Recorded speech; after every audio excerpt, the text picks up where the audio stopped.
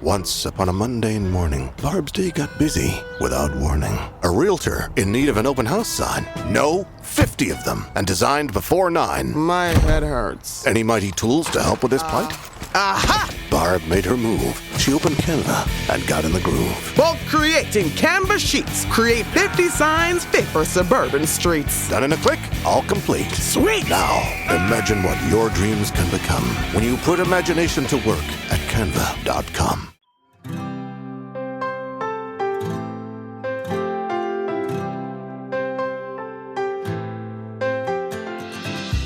Welcome to the High Volume Hiring Podcast. I'm Stephen Rothberg, the founder of College Recruiter job search site. At College Recruiter, we believe that every student and recent grad deserves a great career. This podcast features news, tips, case studies, and interviews with the world's leading experts about the good, the bad, and the ugly when it comes to high volume hiring. Today's guest is Mark Feffer, the Executive Editor of RecruitingDaily. He's also the founder and executive editor of the HCM Technology Report.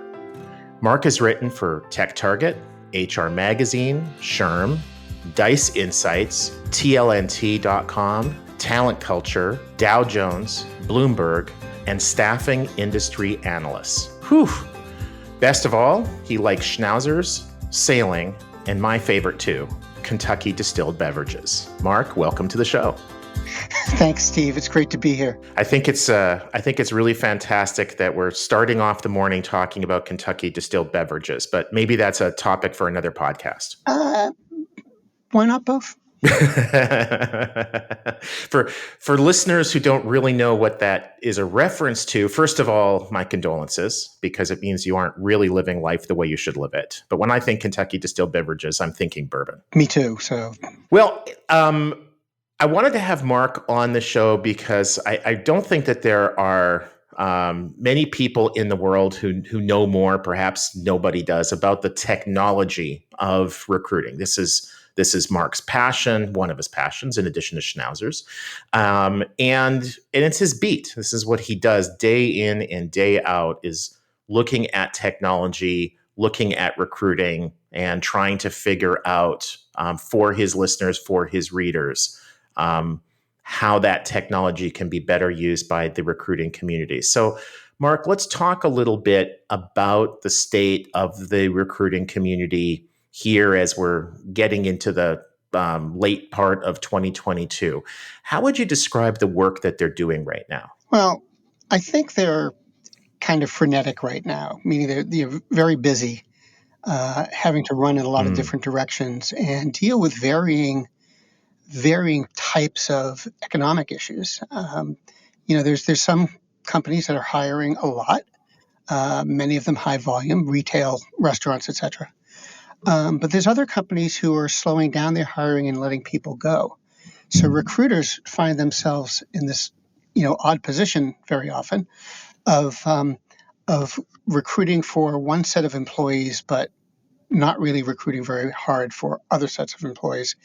They're being more stringent there in their criteria and more persnickety in their choosing. Yeah, and I suppose also there are always those examples of employers laying off in one area while at the same time massively hiring in others. And I'm seeing some of that now too. Are you as well? Yeah, I am. I'm certainly hearing more and more about it from recruiters or even the media for that matter. Companies have different rationales for doing that. I don't think the rationale matters so much to the recruiter as does the fact that he's got seats to fill. Yeah, and to be clear, I think it's entirely appropriate in many cases for a business to be downsizing in one area while at the same time staffing up in others. Customers come and go, products come and go. They may have had some massive technology build over the last 3 years that project is now complete. And so they don't need the headcount over there. But the results of that project might mean that they need to hire 30 more salespeople because now they have a product to sell. So I don't think that either one of us are saying that it's inappropriate at all for companies to shed in some areas while growing in others. But speaking of growing, One of the things that I find really fascinating and why I wanted to start this podcast was that there are some really significant differences between an employer that is hiring, let's call it a standard volume of people, one role, one person. Maybe they've got 5 roles open at any given time, rather than the employer that's looking to hire hundreds, maybe even thousands. So what do you see as some of the key differences between an employer doing standard volume hiring versus high volume hiring? Well, I think that high volume talent acquisition requires a company to be really buttoned down in terms of how they deal with all of the information they have to handle. When you're talking about a national retail chain or a national healthcare company that's hiring thousands of people, they need to have technology that's really going to help them keep that technology organized. Keep that information organized. Let it be accessible to their talent acquisition team, and easy to use, because talent acquisition teams, like any other part of a company, they expand, they contract. You have new people coming in, and you don't want to, spend too much time training them. So, it does seem to me that I don't want to say that I talk to a lot of recruiters who are thinking about the company's process, but they're definitely thinking about how can they keep things under control. How can they make sure that they stay on the right side of sanity as they're trying to get through all of these job applications. Staying on the right side of sanity is easier said than done. I've been trying for 60 years.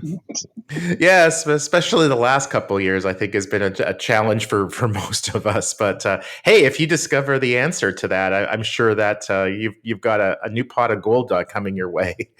So, speaking. Yeah, exactly. Well, that's your next phone call is to your intellectual property attorney. Hey, I just came up with a great idea. So, speaking of technology, I'm a regular listener of your podcast, HCM Technology Report, and I think the tagline is that it covers the business of HR technology. So, for listeners who haven't tuned in or maybe haven't for a while, it's definitely a great listen.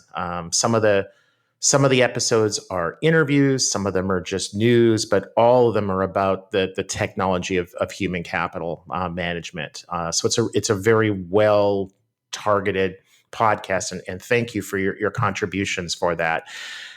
Let's talk, if we can, about some of what you've learned through that podcast and some of your other work in terms of the technology.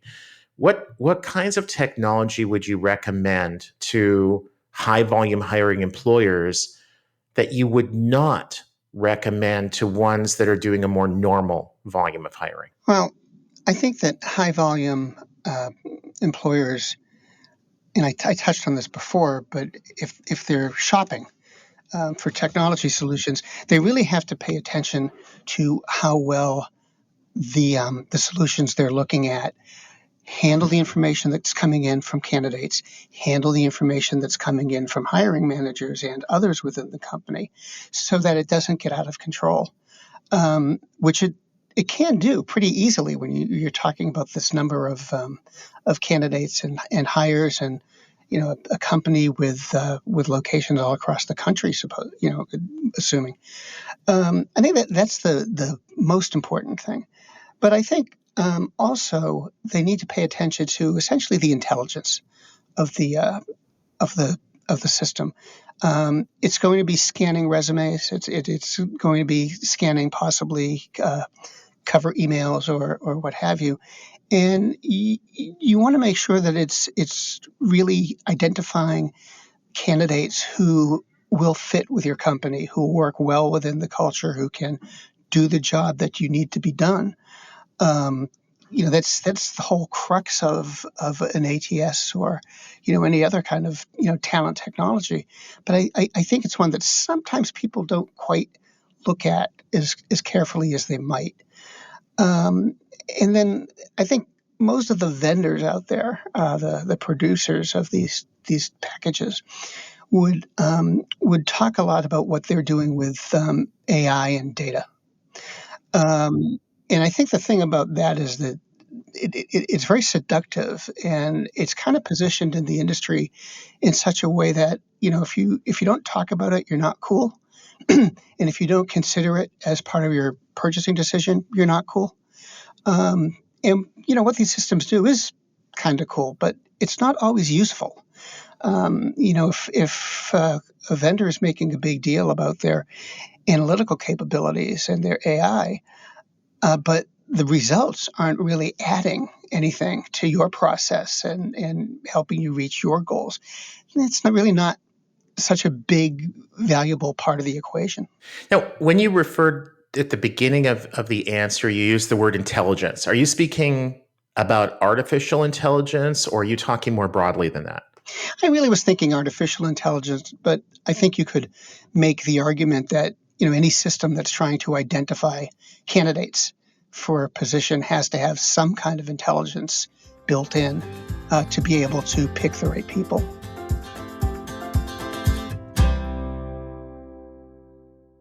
Hey, I'm Katie Van Horn. And I'm Jackie Clayton. We're your hosts of the Inclusive AF podcast, where we take on DEI, leadership, and HR without all the corporate fluff. That's right. We've got decades of experience, a lot of opinions, and zero tolerance for performative anything. Every week, we dig into what it really takes to build inclusive workplaces with honesty, strategy, and a few side eyes.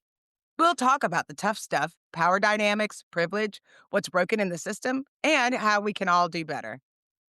And don't worry, it's not all heavy. We bring receipts, laughs, and real talk from people actually doing the work. Think of it as your weekly dose of truth, tips, and a little tea to help you lead with intention and show up for your people. So if you're ready to push past the buzzwords and get into the actual work of inclusion, you're in the right place. So subscribe to the Inclusive AF podcast. New episodes drop every week. Catch us on Spotify, Apple, or wherever you get your podcasts. We'll be here breaking it down one inclusive convo at a time.